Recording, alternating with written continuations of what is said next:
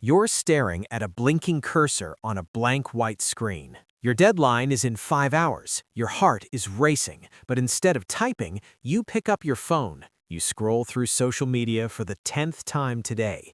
You aren't even enjoying it. You feel a heavy pit in your stomach, a mix of guilt and dread. You call yourself lazy. You tell yourself you lack willpower. But what if I told you that laziness has nothing to do with why you can't start? What if your brain is actually trying to protect you from a threat it perceives as life-threatening? If you've ever spent weeks avoiding a task that only takes 30 minutes to finish, you know this pain. It's a cycle of self-hatred that eats away at your potential. You aren't a slacker. You are someone caught in an emotional survival loop. Today, we are going to peel back the skin of procrastination.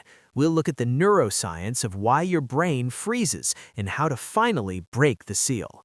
If you're tired of feeling like a prisoner to your own laziness, keep watching. This is the shift in perspective you've been waiting for. Most people think procrastination is a time management problem. It isn't. It is an emotion management problem. When you look at that big project, your amygdala, the alarm system of your brain, lights up. It senses danger, not the danger of a tiger, but the danger of failure, judgment, or not being good enough. Your brain triggers a fight or flight response. Since you can't fight the spreadsheet, you flee. You flee to YouTube. You flee to cleaning your room. You flee to anything that provides a hit of dopamine, the feel-good chemical.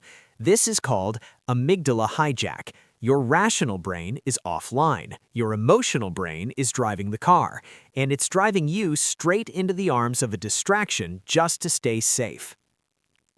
Here's a radical thought. Procrastinators are usually high achievers in disguise. You don't procrastinate because you don't care. You procrastinate because you care too much. This is the perfectionism trap. If you don't start, you can't fail. If you wait until the last minute and do a mediocre job, you can tell yourself, I just ran out of time. It protects your ego. But here's where it gets really interesting. Studies show that the more we criticize ourselves for procrastinating, the more likely we are to do it again. By calling yourself lazy, you increase your stress. Higher stress makes your amygdala even more sensitive. You are literally bullying yourself into paralysis. You are stuck in a loop where the cure, distraction, only makes the disease, anxiety, worse. So, how do we fix a brain that's scared? We have to lower the stakes. Science suggests that the hardest part is the initial friction. To overcome this, use the Zeigarnik effect. This is our brain's tendency to remember unfinished tasks better than finished ones. Once you start, your brain wants to close the loop. Tell yourself you will work for 5 minutes, just 5, no more. This tricks the amygdala. It says, okay, 5 minutes isn't a threat, we can survive 5 minutes. Usually, once you start, the fear vanishes. The monster in the closet is never as scary as you imagined. Also, you must practice self-forgiveness. A famous 2010 study found that students who forgave themselves for procrastinating on the first exam actually studied more for the second. Compassion is a productivity tool. We need to stop viewing the task as a mountain. We need to see it as a series of pebbles. Instead of write a 10-page report, make it open a blank document. Then write 1 sentence.